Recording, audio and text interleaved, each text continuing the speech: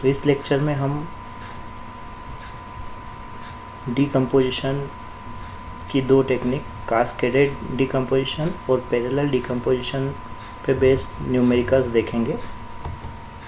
पहला न्यूमेरिकल है जिसमें कहा गया है कि हमें स्टेट स्पेस रिप्रेजेंटेशन निकालना है इस सिस्टम का यूजिंग कास्केडेड डिकम्पोजिशन। तो हम यहाँ पर कास्केडेड डिकम्पोजिशन टेक्निक लगाएंगे जिसकी हेल्प से हम इसका स्टेट स्पेस रिप्रेजेंटेशन निकालेंगे। जब भी हमें कास्केडेड डिकम्पोजिशन मेथड अप्लाई करना होती है तो हम सबसे पहली जो स्टेप एडॉप्ट करते हैं वो ये होती है कि यहाँ पर इस इक्वेशन का हम फैक्टराइजेशन करते हैं। फैक्टराइजेशन के लिए अलग अलग टेक्निक हम स्कूल्स में सीखते आए हैं। स्कूल की क्लासेस में हमने देखा है कि यहाँ पर जब भी इस तरह की कोई इक्वेशन हो तो हम randomly s equal to 0, s equal to -1, s equal to -2 इस तरह से रख के इस इक्वेशन को सेटिस्फाई करने की कोशिश करेंगे। जहाँ पर भी जाके ये इक्वेशन सेटिस्फाई हो जाती है वो उसका एक फैक्टर हो जाता है। तो यहाँ पर भी हम s इक्वल टू 0, -1, -2 इस तरह से रख के देखेंगे तो हम पाएंगे कि s इक्वल टू -2 पर ये इक्वेशन सेटिस्फाई हो जाती है। तो जहाँ से हमें एक फैक्टर s इक्वल टू -2 मिलेगा, उसके बाद हम बचे हुए दो फैक्टर्स आसानी से निकाल पाएंगे। तो यहाँ पर इस तरह से हम यहाँ पर इस इक्वेशन का फैक्टराइजेशन करेंगे तो हमें इस तरह से प्रोडक्ट में 3 टर्म मिल जाएंगे, 1/s+2, 1/s+3 एंड 1/s+4, जिसे हम इस तरह से लिख सकते हैं। अब जब भी हम इस स्टेप तक पहुंच जाएंगे तो उसके बाद हमारी अगली स्टेप होगी इसका ब्लॉक डायग्राम रिप्रेजेंटेशन बनाना। तो ब्लॉक डायग्राम रिप्रेजेंटेशन के लिए हम इस इक्वेशन को देखेंगे। यहाँ से हमें समझ में आएगा कि ये थर्ड ऑर्डर इक्वेशन है, इसका मतलब यहाँ पर 3 स्टेट वेरिएबल्स होना चाहिए। तो हम एक इनपुट लेंगे, एक आउटपुट लेंगे और फिर यहाँ की मदद से, यहाँ पर दिख रहा है 1/s+2, तो हम यहाँ पर एक वेरिएबल लेंगे x3 डॉट और उसका इंटीग्रेशन लेंगे, यहाँ पर मिलेगा x3 और इसका एक फीडबैक लूप लेंगे जिसमें 2 लिख देंगे क्योंकि यहाँ पर एक क्या दिख रहा है s+2। इसको ऐसे भी समझ सकते हैं कि इंटीग्रेशन मीन्स होता है 1/s और जब भी इस तरह से फीडबैक लूप आता है तो उसमें +2 हो जाता है सिग्नल में। तो इस तरह से यहाँ पर हमें 1/s+2 वाला टर्म मिला। इसी तरह से हम दूसरे वेरिएबल x2 डॉट लेंगे, उसका इंटीग्रेशन करेंगे तो x2 मिलेगा। यहाँ पर 1/s+3 है तो हम यहाँ लिख सकते हैं 3, तो इससे हमें 1/s+3 मिलेगा। यहाँ पर भी थर्ड वेरिएबल x1 डॉट लेंगे, उसका इंटीग्रेशन हमें x1 मिलेगा जो कि y के बराबर होना चाहिए और यहाँ दिख रहा है s+4, इसलिए हम यहाँ फीडबैक में 4 ले लेंगे। तो इस तरह से हमें पूरा इस सिस्टम का ब्लॉक डायग्राम रिप्रेजेंटेशन मिलेगा। इसमें ये वाला टर्म को इतना हिस्सा रिप्रेजेंट कर रहा है, इस टर्म को ये वाला पार्ट और इस टर्म को ये वाला पार्ट। इस मेथड को कास्केडेड मेथड इसलिए कहा गया क्योंकि यहाँ पर जो ब्लॉक्स हैं वो कास्केडेड हैं, एक दूसरे से के साथ प्रोडक्ट के रूप में हमें रिजल्टेंट मिल रहा है। यहाँ आप देखेंगे कि ये 1/s+2 इंटू 1/s+3 हो रहा है और जब भी हम ट्रांसफ़र फंक्शन देखते हैं तो यदि G1, अगर ये ब्लॉक G1 है, ये ब्लॉक G2 है, ये ब्लॉक G3 है, तो रिजल्टेंट जो ट्रांसफ़र फंक्शन होता है वो G1 into G2 into G3 होता है। तो वही चीज़ हमने यहाँ करी है, हमने यहाँ पर इन टर्म्स का प्रोडक्ट लिया है और उसके लिए हमें एक इस तरह से हमने इसे सीरीज़ में लगाया हुआ है। तो सीरीज़ मीन्स प्रोडक्ट। अब यदि हमारे पास सिस्टम का ब्लॉक डायग्राम रिप्रेजेंटेशन है तो हम इसकी स्टेट इक्वेशन आसानी से लिख सकते हैं।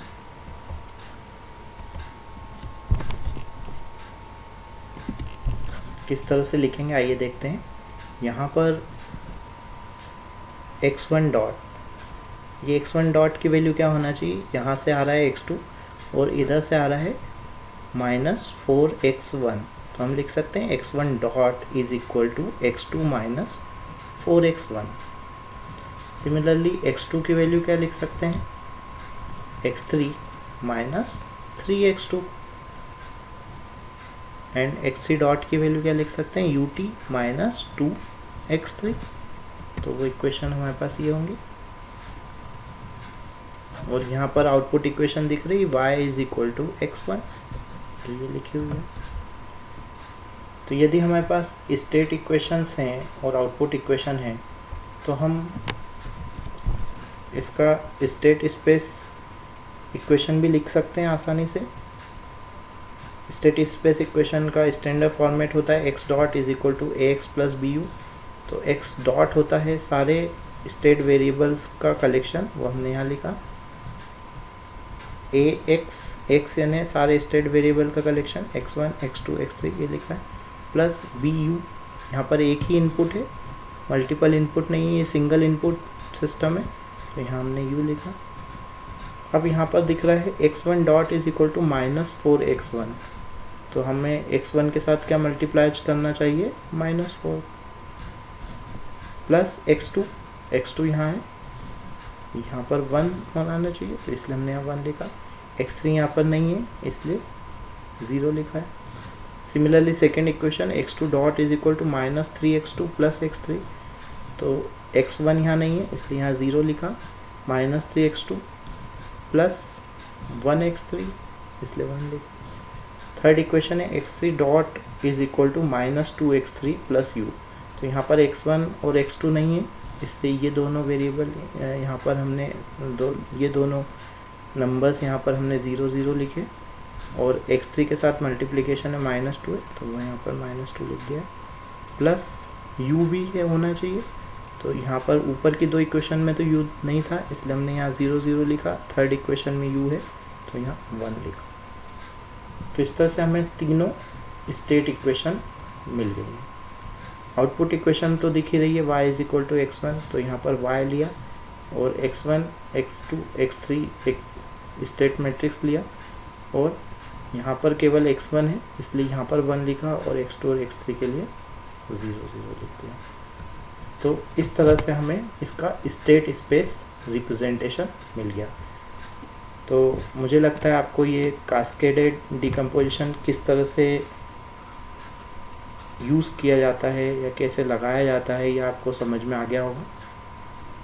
नाम से ही समझ में आ रहा है कि कास्केडेड डिकम्पोजिशन कर रहे हैं, मीन्स हम यहाँ पर सीरीज़ में टर्म्स को ले रहे हैं। हमारे पास यहाँ पर 3 टर्म्स थे, s+2 s+3 s+4, उसको हमने सीरीज़ में फिट किया, इसलिए इस मेथड को नाम दिया गया cascaded decomposition method. Next numerical करते हैं, पैरेलल डिकम्पोजिशन से रिलेटेड है ये न्यूमेरिकल। इस न्यूमेरिकल में भी हमें स्टेट स्पेस रिप्रेजेंटेशन निकालना है दिए गए सिस्टम का, पर यहाँ पर हमें कौन सी मेथड अडॉप्ट करनी है, पैरेलल डिकम्पोजिशन। सिस्टम हमें अगेन वही दिया गया, y/us is equal to 1/s³ plus 9s² plus 26s plus 24। तो जब भी हमें पैरेलल डिकम्पोजिशन मेथड लगानी होगी तो हम इस सिस्टम का पार्शियल फ्रैक्शन करेंगे। यहाँ पर हम फैक्टराइजेशन करेंगे इस इक्वेशन का, जिससे हमें ये मिलेगा। अब हम इसे प्लस में तोड़ेंगे। पिछले न्यूमेरिकल में हमने इन टर्म्स को मल्टीप्लिकेशन में ब्रेक किया था। अंतर इस क्वेश्चन में आ रहा है कि अब हम यहाँ पर पार्शियल फ्रैक्शन करके यहाँ पे प्लस साइन के रूप में इसको तोड़ेंगे। तो जब हम पार्शियल फ्रैक्शन लगाएंगे इसका, इस टर्म का, तो हमें इस तरह से 3 प्लस में टर्म्स मिलेंगे, जिसमें यहाँ पर कांस्टेंट 1/2 मिलेगा, यहाँ कांस्टेंट -1 मिलेगा, और यहाँ 1/2 मिलेगा। मुझे लगता है आप लोगों को पार्शियल फ्रैक्शन करना तो आता ही होगा, तो इसलिए मैं ये इस स्टेप से हम इस स्टेप पर कैसे पहुँचे वो मैं यहाँ पर डिस्कस नहीं करूँगा। तो जब हमें ये टर्म्स मिल जाएंगे जिसमें हमें प्लस साइन होंगे इस तरह से, और 3 टर्म्स इस तरह से समेशन के रूप में मिलेंगे, तो इसके बाद हमारी अगली स्टेप होगी इसका ब्लॉक डायग्राम रिप्रेजेंटेशन निकालना।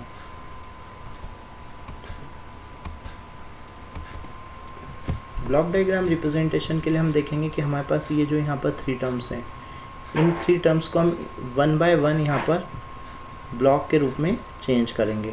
तो ये पहले वाले टर्म में दिख रहा है कांस्टेंट 1/2 डिवाइडेड बाय s+2, यानी हमारे पास यहाँ पर एक हिस्सा है 1/s+2। तो इस 1/s+2 को हम इस तरह से ड्रॉ करते आए हैं, एक इंटीग्रेशन का मार्क लिया, वेरिएबल का के डिफ्रेंशिएशन का इनपुट गया, आउटपुट में वेरिएबल मिला और फीडबैक में 2 ले लिया। तो इस तरह से हमें यहाँ क्या मिल गया 1/s+2। 1/s+2 में किसका मल्टीप्लाई हो रहा है 1/2 का, तो इसलिए हमने यहाँ एक और ब्लॉक लगाया 1/2 का। तो हमें पता है कि यहाँ जो आउटपुट मिलेगा वो यहाँ से जो आउटपुट आ रहा है मीन्स x1 जो आ रहा है उसमें 1/2 का मल्टीप्लाई होकर मिल रहा है। सिमिलरली ये जो दूसरा टर्म है 1/s+3, इसमें -1 का मल्टीप्लाई करना है, और 1/s+3 हम कैसे रिप्रेजेंट करते हैं इस तरह से, एक इंटीग्रेटर का ब्लॉक और फीडबैक में 3। तो ये 1/s+3 को रिप्रेजेंट कर रहा है इतना हिस्सा इंटू 1, और क्योंकि -1 यहाँ साइन है इसलिए हम यहाँ पर समेशन में माइनस साइन ले लेंगे। तो इस तरह से ये दो टर्म हमें मिल गए, एक टर्म यहाँ से आ रहा है, दूसरा यहाँ से ऐड हो गया। तीसरा टर्म में 1/s+4 है, तो 1/s+4 को हम इस तरह से यहाँ ड्रॉ करेंगे, इतने हिस्से से x3 डॉट इंटीग्रेटर x3 मिला, फीडबैक में 4 लिया तो 1/s+4 मिल गया इंटू 1/2। 1/2 का मल्टीप्लाई होके सिग्नल यहाँ गया, प्लस हो रहा है इसलिए यहाँ प्लस साइन लिया। तो इस तरह से हमें रिजल्टेंट में टोटल y(s) मिल गया। इस y की वैल्यू को देखते हैं कि ये y की वैल्यू क्या आ रही है। तो यहाँ से आ रहा है x1, इसमें 1/2 का मल्टीप्लाई हुआ, मीन्स हमें यहाँ पे मिल रहा है x1/2। यहाँ से आ रहा है x2, इसमें 1 का मल्टीप्लाई हो रहा है, यानी हमें यहाँ पर मिल रहा है x2। तो हम यहाँ पर लिख सकते हैं x1/2 माइनस x2। यहाँ पर यहाँ से आ रहा है x3/2, तो प्लस होके x3/2 और सम हो गया। तो रिजल्टेंटली हमें y की ये इक्वेशन मिली x1/2 minus x2 plus x3/2 and it should be equal to y। तो यदि हमारे पास ब्लॉक डायग्राम रिप्रेजेंटेशन है किसी सिस्टम का, तो उसकी स्टेट स्पेस इक्वेशन हम लिख सकते हैं।